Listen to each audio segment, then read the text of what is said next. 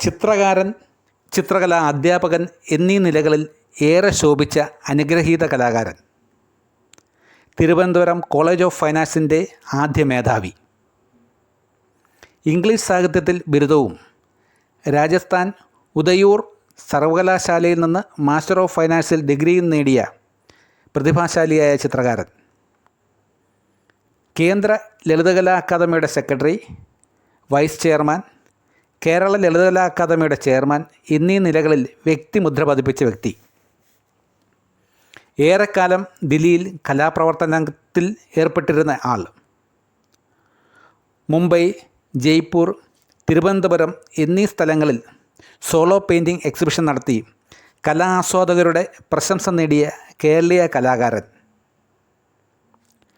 തൃശ്ശൂർ ജില്ലയിൽ കേച്ചേരി ചിറനെല്ലൂരിൽ ലൂയിസിൻ്റെയും താണ്ടമ്മയുടെയും മകനായി 1932 ജനിച്ച CL പൊറിഞ്ചിക്കുട്ടി ഇന്ന് കേരള ചിത്രകലാ ചരിത്രത്തിൻ്റെ ഭാഗമാണ്.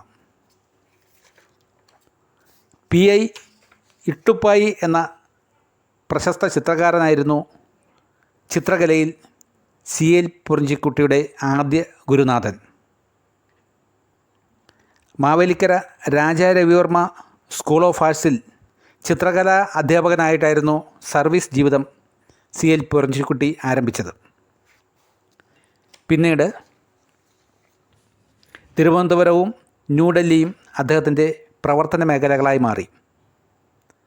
നിരവധി ശിഷ്യസമ്പത്തുള്ള CL പൊറിഞ്ചിക്കുട്ടിയുടെ ജീവചരിത്ര ഗ്രന്ഥമായ ചിത്രകലയിലെ ഏകാന്തപതികൻ ഏറെ ചർച്ച ചെയ്യപ്പെട്ടിട്ടുള്ള ഒരു കൃതിയാണ്. നിരവധി പ്രവർത്തന മേഖലകളിൽ തൻ്റെ വ്യക്തിമുദ്ര പതിപ്പിച്ച ശേഷം 2023 നവംബർ 18 ചിത്രപ്രതലങ്ങളോട് വിടവാങ്ങി അദ്ദേഹം തിരിച്ചുപോയി.